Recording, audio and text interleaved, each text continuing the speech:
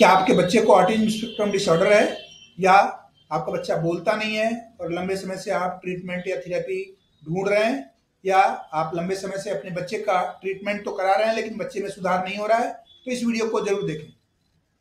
नमस्कार दोस्तों, मैं डॉक्टर डी के राय। आज हम बात करेंगे उस ऑटिज्म वीडियो सीरीज के दूसरे वीडियो के बारे में जिसमें हमने उन माता पिता के कष्ट को समझा है, जिसमें कि वो लोग आकर के कहते हैं कि सर हम 2 साल से थेरेपी करा रहे हैं लेकिन बच्चे में इम्प्रूवमेंट नहीं हो रहा है, या हम लंबे समय से एक अच्छा ट्रीटमेंट ढूंढ रहे हैं लेकिन हम जाने कैसे कि हमारा ट्रीटमेंट जो हम करा रहे हैं अच्छा है या नहीं है। ऑटिज्म स्पेक्ट्रम डिसऑर्डर के ट्रीटमेंट में क्या क्या कंपोनेंट होना चाहिए, इसका जिक्र हमने अपने book is your child autistic में भी किया हुआ है, लेकिन आज हम फिर से इसको डिटेल में जानेंगे। इसके लिए आपको करना ही होगा कि आपको सबसे पहले पेपर और पेन लेकर के तैयार हो जाइए और आपको अपने बच्चे में क्या ट्रीटमेंट ले रहे हैं, उनके कितने मार्क्स आपको बच्चे के ट्रीटमेंट को मिल रहा है, उससे अंदाजा लगाया जा सकेगा कि आपके बच्चे का ट्रीटमेंट ठीक चल रहा है या नहीं। और जो भी नंबर आए वो आप कमेंट बॉक्स में जाकर के लिखिए और साथ में यह भी लिखिए कि अभी आप किन किन चुनौतियों का सामना कर रहे हैं, जिससे कि मैं आगे आने वाले वीडियोज में हम उन चुनौतियों को भी कवर कर सकें और उस पर भी डिटेल्ड वीडियो बना सकें।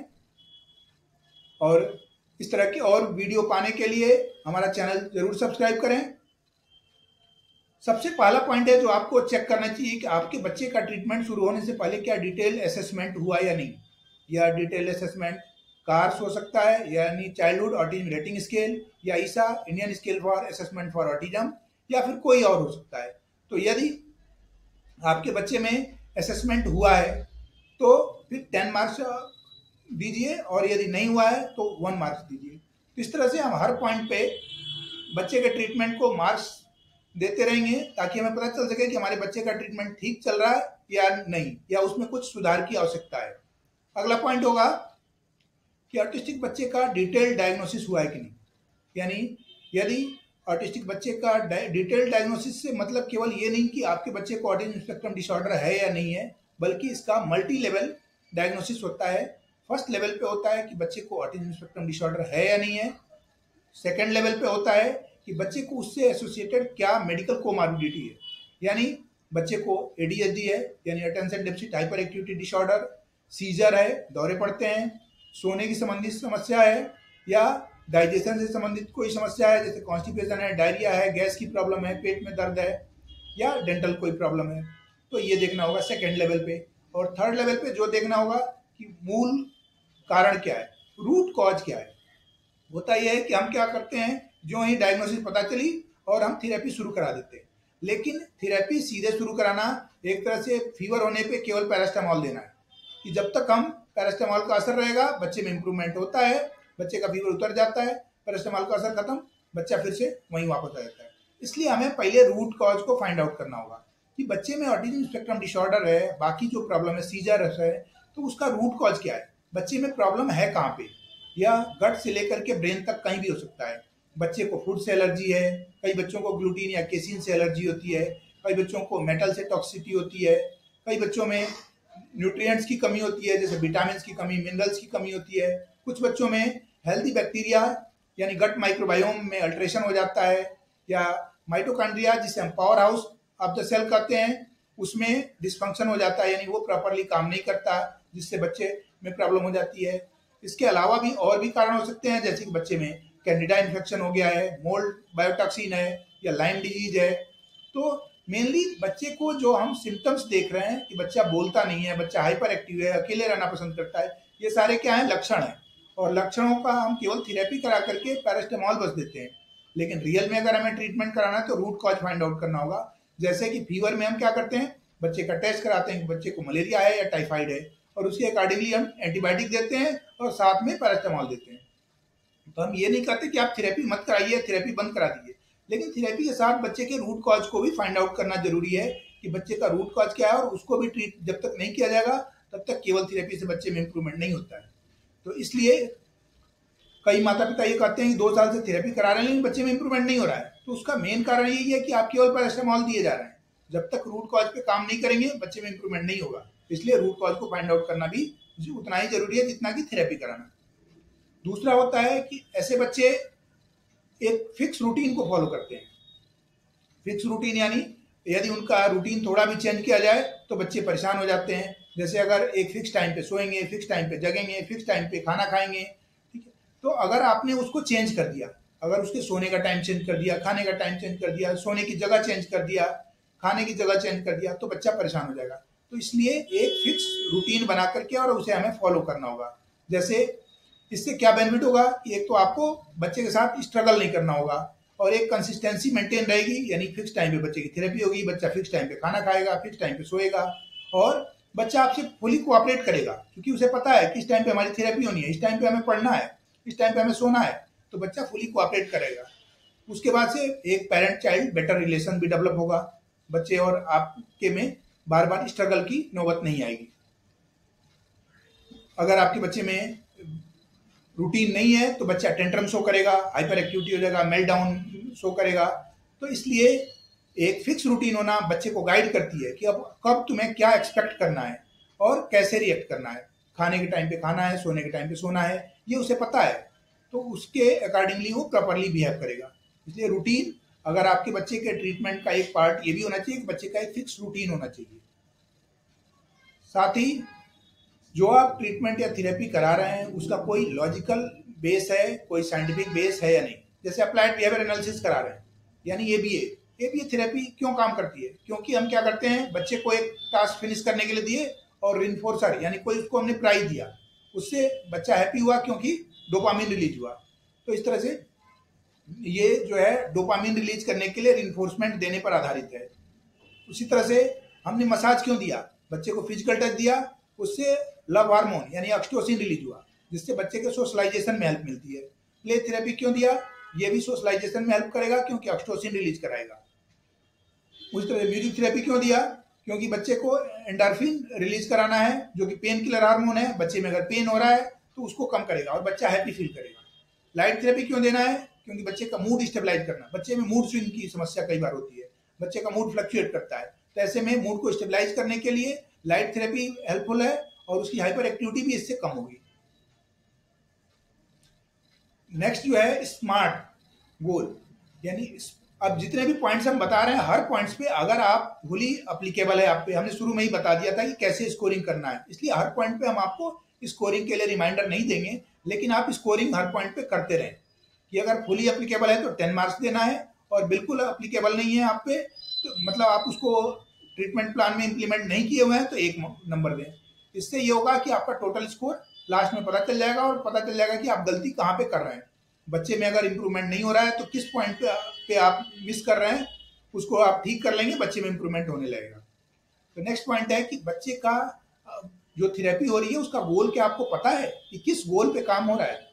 पहली बात, अगर आपको गोल ही नहीं पता है तो बच्चे का गोल अचीव कैसे होगा, बच्चे में इंप्रूवमेंट कैसे होगा। ये तो वही बात हो गई कि जैसे आप गाड़ी में बैठ गए, ड्राइवर को आपने बताया ही नहीं कि जाना कहाँ है, बस बोल दिया कि चलो, बच्चा तो ड्राइवर तो चल दिया लेकिन आपने बताया नहीं कि हमें जाना कहाँ है, तो वो लेके कहाँ जाएगा। तो इसलिए पहले आपको सबसे पहले थेरेपिस्ट से डिस्कस करके, एक्सपर्ट से डिस्कस करके ये पता करना होगा कि अभी बच्चे के किस गोल पे काम करना हो रहा है और जिस गोल पे काम हो रहा है वो स्मार्ट होना चाहिए। स्मार्ट यानी स्पेसिफिक हो, मेजरेबल हो, अचीवेबल हो, रियलिस्टिक हो एंड टाइम बाउंड हो। अब स्पेसिफिक यानी कैसे, जैसे 1 महीने में शरीर के 4 बॉडी पार्ट्स उसे हमें सिखाना है, ठीक है, ये क्या हुआ, स्पेसिफिक भी हुआ, रियलिस्टिक भी है, टाइम बाउंड भी है, मेजरेबल भी है। तो ये सारे कंपोनेंट्स उस हर बच्चे के थेरेपी के या ट्रीटमेंट के गोल में शामिल होना चाहिए, तभी ये गोल अचीव हो पाएगा। नेक्स्ट है कि एक डिफिनिट इंटरवल पे बच्चे का प्रोग्रेस को मेजर करना होगा कि प्रोग्रेस हो रहा है या नहीं हो रहा है, ठीक है, क्योंकि अगर हम जिस चीज को मेजर नहीं करेंगे उसको हम जान नहीं पाएंगे कि उसमें इंप्रूवमेंट हुआ या नहीं हुआ। तो इसलिए हर 3 महीने पे बच्चे का प्रोग्रेस मेजर होना चाहिए। इसके लिए एटेक यूज कर सकते हैं, यानी autism treatment and evaluation checklist. इसको यूजुअली ट्रीटमेंट के इफेक्टिवनेस के लिए ही यूज किया जाता है, लेकिन इसको स्क्रीनिंग टूल के लिए भी यूज किया जा सकता है। इसमें 4 कंपोनेंट्स यूजुअली होते हैं, स्पीच लैंग्वेज एंड कम्युनिकेशन होता है, सोशलाइजेशन होता है, सेंसरी एंड कोग्निटिव अवेयरनेस होता है, हेल्थ एंड फिजिकल बिहेवियर होता है। तो ये सारी चीजों के बेसिस पे आपका हर 3 महीने पे बच्चे का एक इवैल्यूएशन भी होना चाहिए, तभी बच्चे में प्रोग्रेस हो रहा है या नहीं हो रहा है हर 3 महीने पे आपको पता चलता रहेगा, और अगर नहीं हो रहा है तो आप प्रॉपर एक्शन ले पाएंगे। नेक्स्ट पॉइंट है कि बच्चे पे पर्सनल अटेंशन कितना दिया जा रहा है, 1-to-1 थेरेपी हो रही है, ग्रुप थेरेपी हो रही है, या बस प्रॉपर केयर हो रहा है, प्रॉपर अटेंशन दिया जा रहा है या नहीं दिया जा रहा है, ये भी इंपॉर्टेंट है। फिर उसके बाद से जो आप ट्रीटमेंट ले रहे हैं बच्चे के लिए या जो थेरेपी करा रहे हैं उसका सक्सेस रेट क्या है, दूसरे बच्चों में कितना सक्सेसफुल है, इसका सोशल मीडिया पे रिव्यू क्या है, गूगल पे रिव्यू क्या है, रेटिंग क्या है, वो सारी चीज़ें भी चेक करना चाहिए ताकि आपको पता चल सके कि ये ट्रीटमेंट आपके बच्चे के लिए इफेक्टिव कितना है। उसके बाद से अगला जो पॉइंट है कि आपके बच्चे का जो ट्रीटमेंट चल रहा है वो होलिस्टिक है कि नहीं। Holistic in the sense physical, mental, social, emotional सारे एस्पेक्ट्स को कवर करना चाहिए। केवल ट्रीटमेंट एक मात्र थेरेपी तक लिमिटेड नहीं होना चाहिए, सारे एस्पेक्ट्स को जब तक कवर नहीं किया जाएगा बच्चे में इंप्रूवमेंट नहीं होगा। सबसे पहले हम बात करेंगे फिजिकल हेल्थ। फिजिकल हेल्थ में बच्चे को फिट रखने के लिए, कोऑर्डिनेशन और स्टेमिना बढ़ाने के लिए, उसके स्ट्रेस को कम करने के लिए, उसकी हाइपर एक्टिविटी और एंगर को कम करने के लिए हम क्या करेंगे, उसके स्विमिंग, जंपिंग, वॉकिंग, जॉगिंग ये सब ऐड करेंगे, डांस, बास्केटबॉल प्लेइंग, साइकिल चलाना, ये सारी चीजें ऐड कर सकते हैं। इससे बच्चे का स्ट्रेस भी कम होगा, बच्चा की हाइपर एक्टिविटी कम होगी, बच्चे का गुस्सा कम होगा और उसकी फिटनेस भी बढ़ेगी, बच्चे का कोऑर्डिनेशन और स्टेमिना भी बढ़ेगा। तो ये आपके बच्चे के ट्रीटमेंट प्लान में है कि नहीं ये देख लें। दूसरा है मेंटल हेल्थ। अब मेंटल हेल्थ पे ध्यान दिया जा रहा है कि नहीं बच्चे के, कि केवल हम थेरेपी कराए जा रहे हैं, यानी बच्चे के ट्रीटमेंट प्लान का एक पार्ट योगा भी होना चाहिए, मेडिटेशन होना चाहिए, हिप्नोथेरेपी होना चाहिए, म्यूजिक थेरेपी होना चाहिए, आर्ट थेरेपी होना चाहिए, जिससे कि बच्चे के मेंटल हेल्थ पे भी काम किया जा सके। अगला है nutritional health. Nutritional health treatment का एक बहुत बड़ा कंपोनेंट है, क्योंकि बच्चे का जब तक डाइट ठीक नहीं होगा बच्चे में इंप्रूवमेंट नहीं होगा। कुछ लोग ट्रीटमेंट और थेरेपी तो खूब करा रहे होते हैं लेकिन डाइट एज यूजुअल चला रहे होते हैं, तो इसलिए आपको सबसे पहले एक्सपर्ट डाइटिशियन से एक प्रॉपर डाइट प्लान लेकर के उसको इम्प्लीमेंट करना होगा ताकि बच्चे में प्रॉपर इंप्रूवमेंट हो सके। तो ये देखिए कि आपके बच्चे के ट्रीटमेंट प्लान का एक कंपोनेंट डाइट प्लान वो इम्प्लीमेंट कर रहे हैं कि नहीं। ये gluten free, casein free diet हो सकता है, कीटोजेनिक डाइट हो सकता है, फ्री डाइट हो सकता है, रेस्ट्रिक्शन ऑफ फूड एलर्जेंस हो सकता है, या प्रोबायोटिक्स का सप्लीमेंटेशन हो सकता है, न्यूट्रिशनल सप्लीमेंटेशन जैसे vitamin A, vitamin C, folic acid, B12, B6, magnesium, omega 3 आदि का सप्लीमेंटेशन वाला डाइट हो सकता है। इसके लिए हमने एक डिटेल वीडियो भी बनाया हुआ है, आप चाहें तो डिस्क्रिप्शन में उसका लिंक होगा, आप जाकर के उसे भी देख सकते हैं कि इन बच्चों में किन किन न्यूट्रिएंट्स की डेफिशिएंसी होती है और उसमें क्या करना चाहिए। नेक्स्ट है सोशल हेल्थ। यह भी एक होलिस्टिक ट्रीटमेंट का एक पार्ट होता है जिसमें कि बच्चों का आई कांटेक्ट को इम्प्रूव करना होता है। बच्चा जो है स्माइल पे रिस्पॉन्ड नहीं कर रहा है, दूसरों को देखता है, माता पिता किसी चीज को पॉइंट कर रहे हैं उधर देखता ही नहीं है। तो इन चीजों को ठीक करने के लिए हमें बच्चों के सोशल हेल्थ को भी इम्प्रूव करना होगा। इसके लिए हम प्ले स्किल डेवलप कर सकते हैं, टर्न टेकिंग गेम खेल सकते हैं, टॉय शेयरिंग करा सकते हैं, कम्युनिकेशन स्किल डेवलप कराने के लिए और नॉन वर्बल कम्युनिकेशन इम्प्रूव करने के लिए हम उसके लिए डिस्कस कर सकते हैं। साथ ही उसके इमोशनल स्किल को डेवलप करने के लिए कैसे हमें इमोशंस को रेगुलेट करना है, मैनेज करना है और ये समझना है कि दूसरे कैसा महसूस कर रहे हैं, तो ये भी हमें उसे ट्रेन करना होगा। प्रॉब्लम सॉल्विंग स्किल डेवलप कराना होगा, डिसीजन मेकिंग की चॉइस उसे देना होगा कि कौन सा शर्ट पहनना है, नीला वाला पहनोगे या पीला वाला पहनोगे, उसको चॉइस दीजिए। क्या खाओगे, फ्रूट खाओगे या वेजिटेबल्स खाओगे, फ्रूट खाओगे या सलाद लोगे, तो उसको चॉइस देंगे। उससे क्या है, उसका प्रॉब्लम सॉल्व, डिसीजन मेकिंग, वो एक डिसीजन कर रहा है कि क्या हम खा रहे हैं, तो इसलिए उसकी डिसीजन मेकिंग स्किल इंप्रूव होगी। तो ये भी एक इम्पॉर्टेंट पार्ट होना चाहिए थेरेपी का। थेरेपी और ट्रीटमेंट केवल 1 घंटे की थेरेपी से तक लिमिटेड नहीं होता है, ये पूरा ट्रीटमेंट आपको 24/7 पे केयर पे फोकस करना होगा। हम आगे इस पे बात करेंगे। नेक्स्ट है सोशल हेल्थ का पार्ट, जो है कि ऑटिस्टिक बच्चों का सोशल स्किल डेवलप करने के लिए हमने बताया कि प्ले स्किल को इम्प्रूव कर सकते हैं। जैसे आप टेडी बियर को गले लगा रहा है, उसको सुला रहा है, उसको खिला रहा है, ठीक है, तो उससे बच्चे में एक स्किल डेवलप होगा। उसी तरह से बच्चा कोई दूसरों से एक प्रॉपरली बिहेव कर रहा है, कुछ एक्सप्रेस कर रहा है, तो बच्चे को हम मोटिवेट करेंगे, उसको हम कुछ प्राइज देंगे, कुछ रिइंफोर्सर देंगे ताकि बच्चा ऐसा रिपीट करे। क्योंकि जिस व्यवहार को हम देंगे पुरस्कार, वही बच्चा रिपीट करेगा बार बार। जिस चीज को हम पुरस्कृत करेंगे वही बच्चा रिपीट करेगा। यानी बच्चा अगर अच्छा काम किया तो हम उसे मोटिवेट करेंगे, उसको प्राइज देंगे, तो उसे फिर से वो रिपीट करेगा। तो इन बातों का भी ध्यान रखना होगा। उसके बाद से रोल प्ले, कि बच्चा डॉक्टर बन गया, इंजीनियर बन गया या टीचर बन गया, तो ये उससे रोल प्ले कराएंगे। सोशल स्टोरीज सुनाएंगे। पहले जैसे दादी नानी की कहानियाँ होती थी, उससे बच्चा परियों की कहानियाँ, बच्चा इमेजिनेशन स्किल इम्प्रूव करता है कि बच्चा इमेजिन करता है कि एक परी थी, वो सपने में आती थी, तो इस तरह से बच्चा इमेजिन करेगा, उसका इमेजिनेशन स्किल इम्प्रूव होगा। तो ये भी बच्चे के ट्रीटमेंट का पार्ट होना चाहिए।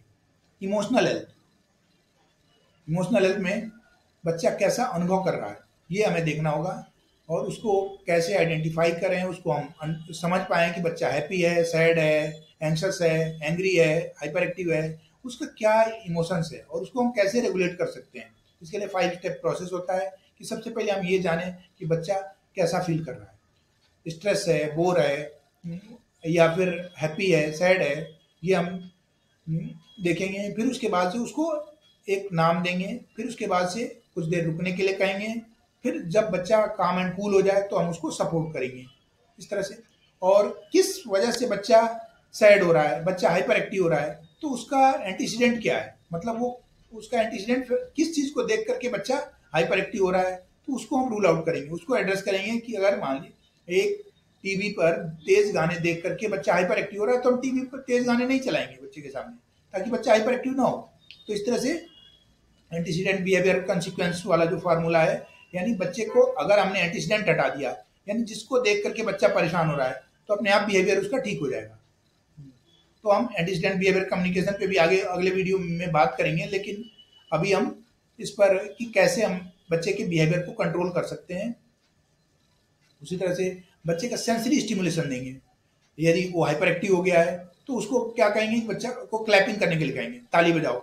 या जो है बच्चा अगर हम उसे डिस्ट्रैक्ट नहीं करेंगे तो क्या करेगा, सेंसरी टॉय जो है उसको तोड़ने लगेगा, उसको निचोड़ने लगेगा। तो इसलिए हमें बच्चे को हर हाल में डिस्ट्रैक्ट करना है। इसके लिए हमें चाहे रिलैक्सेशन एक्सरसाइज उसके बताएंगे, बच्चे को बोलेंगे 1 to 10 काउंट करो, या लेट जाओ, उसके पेट पे हाथ रखेंगे, सांस लो और छोड़ो, इस तरह से सांस लेने और छोड़ने के लिए कहेंगे।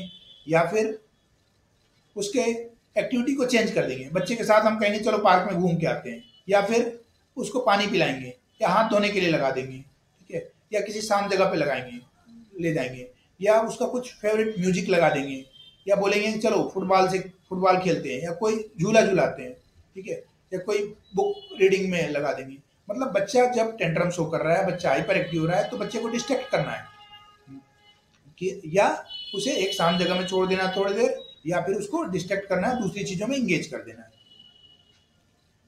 अब डिस्ट्रैक्शन की बात आई तो जहां पे थेरेपी हो रही है वो डिस्ट्रैक्शन फ्री एनवायरनमेंट होना चाहिए। डिस्ट्रैक्शन इन द सेंस कि वहाँ पे बहुत ज़्यादा साउंड नहीं होना चाहिए, बहुत ज़्यादा लाइट नहीं होना चाहिए, क्योंकि ऐसे बच्चे क्या है, लाइट के प्रति भी सेंसिटिव होते हैं और साउंड के प्रति भी सेंसिटिव होते हैं। तो थोड़ा भी अगर साउंड ज़्यादा होगा तो बच्चा थेरेपी में कोऑपरेट नहीं करेगा, या लाइट ज़्यादा होगा तो बच्चा डिस्ट्रैक्ट होगा। अगला पॉइंट है कि आपको जो देखना चाहिए ट्रीटमेंट में, कि ट्रीटमेंट प्लान या थेरेपी आपके बजट के हिसाब से है कि नहीं, आपके पॉकेट फ्रेंडली है कि नहीं। क्योंकि पहले 1 महीने आपने थेरेपी कराया, दूसरे महीने बंद कर दिया, तो उसको आपका टाइम और मनी दोनों का वेस्टेज है। तो इस तरह से प्रॉपर आप पहले ही एसेस कर लें। दूसरा ये देख लें कि बच्चे का ट्रीटमेंट कोई लंबे टाइम तक तो नहीं चलता है। ऐसा तो नहीं कि 5 घंटे लगातार हम उसकी थेरेपी कराए जा रहे हैं, ठीक है, तो ये भी नहीं कराना है। एक्सेस थेरेपी कभी भी नहीं कराना है, वो बच्चे को फायदे की जगह नुकसान पहुंचाएगा। जैसे हम अगर बच्चे की थेरेपी होता है कि कुछ लोग बच्चे को पहले स्कूल भेज देते हैं, फिर घर आने पे उसकी थेरेपी शुरू होती है, फिर उसके बाद बच्चा स्पोर्ट्स में जाता है, फिर उसकी म्यूजिक की क्लास शुरू हो जाती है, शाम को फिर उसके डांस टीचर आ जाते हैं। इस तरह से बच्चा पूरे दिन इंगेज रहता है, इंगेज तो रहा, लेकिन ये हाइपर इंगेज हो गया। तो हमें बच्चे को हाइपर इंगेज नहीं करना है, क्योंकि ये बच्चे को फायदे के बजाय नुकसान पहुंचाएगा और बच्चे में प्रोग्रेस को रोक देगा।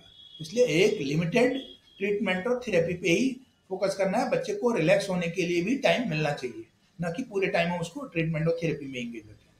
दूसरा, यदि आप बच्चे का थेरेपी करा रहे हैं तो जो थेरेपी सेंटर है वो बहुत दूर नहीं होना चाहिए। कोई अगर डॉक्टर से दिखा रहे हैं तो डॉक्टर का भी क्लिनिक बहुत दूर नहीं होना चाहिए, ताकि आपका बहुत ज़्यादा टाइम आने और जाने में ना वेस्ट हो जाए, ताकि बच्चा पता चले कि थेरेपी तो कम हुआ और आने जाने में ही बच्चा बहुत ज़्यादा थक गया, तो फिर आकर घर पे आप कुछ नहीं करा पाएंगे बच्चे से। और अगर घर पे आप नहीं करा पाएंगे तो बच्चे में इम्प्रूवमेंट नहीं होगा, क्योंकि बच्चे में सबसे जरूरी जो चीज़ है, बच्चे में रिजल्ट आता है किससे, थेरेपी से नहीं आता है, थेरेपी की रिपीटिशन से आता है। कोई भी थेरेपी, कोई भी चीज़ कितनी अधिक बार आप रिपीट करते हैं उससे बच्चे में इम्प्रूवमेंट होगा, न कि आप 20 थेरेपी एक बार करा दें, उसके बजाय एक थेरेपी को 20 बार कराएंगे तो वो ज़्यादा इम्प्रूवमेंट होगा।